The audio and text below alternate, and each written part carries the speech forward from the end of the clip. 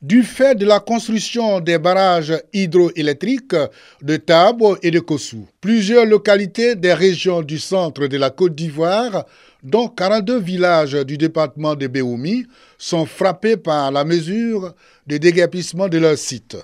Il y a des maisons de une chambre salon. Ça veut dire que quand tu as une femme sans enfant, quand tu as une femme avec 2 enfants, on te donne 2 chambres.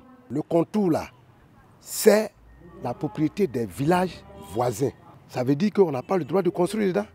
Donc on est obligé de se regrouper, de se resserrer, comme si on était en ville. Pour le déplacement de ces villages sur de nouveaux sites, dans le même département, il fallait le projet étatique dénommé Aménagement de la vallée du Bandama, ABV.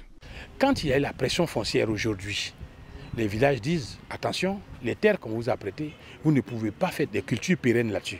Ça veut dire que vous faites une appropriation définitive. Alors, les villageois regardent en arrière et disent, mais attendez, l'État nous a dit que pour ce projet du barrage de Kossou, nos terres seront englouties, nos villages seront engloutis. Or, le Bandama n'avance même pas. D'ailleurs, il a reculé. Nécessité donc d'une plaidoirie auprès de l'État pour une amélioration des conditions de vie de ces populations déplacées.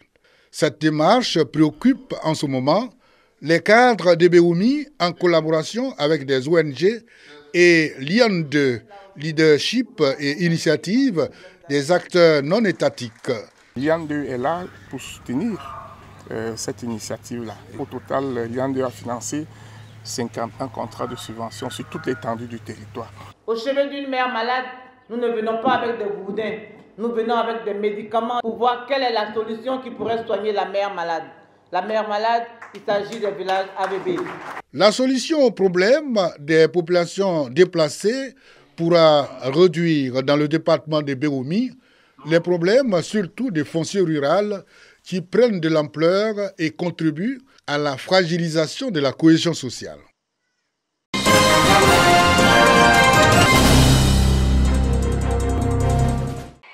Finir en beauté l'année scolaire, c'est l'objectif des activités socio-éducatives et sportives initiées par les responsables du lycée municipal d'Assuéfri.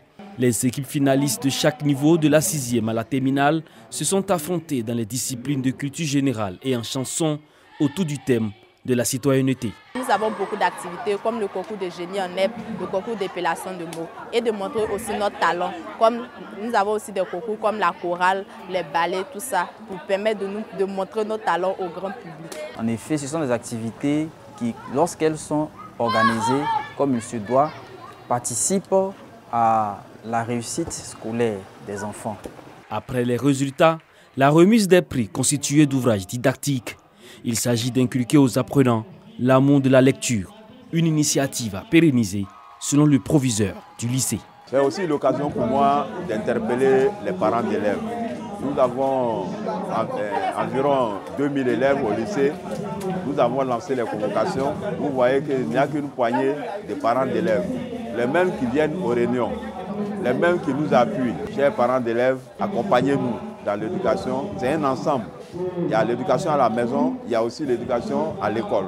Cette activité socio-éducative au lycée municipal d'Assuéfri a reçu le soutien des autorités administratives et des parents d'élèves.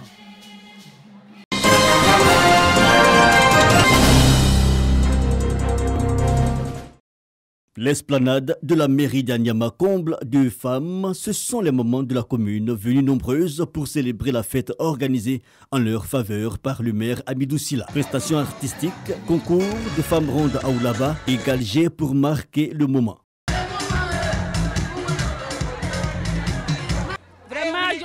Contente aujourd'hui pour ce que Papa Amidou Sila a fait pour nous.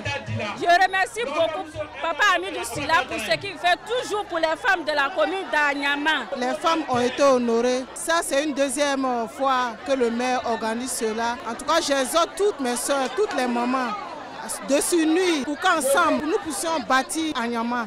Le premier magistrat de la commune se félicite de l'initiative.